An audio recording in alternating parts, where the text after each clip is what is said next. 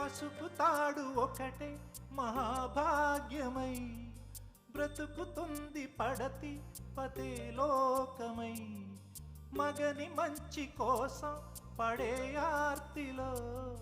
సతిని మించగలరా మరే ఆప్తులు ఏ పూజ చేసినా ఏ నోము నోచినా ఏ స్వార్థము లేని త్యాగం భార్యగా రూపమే పొందగా అపురూపమైన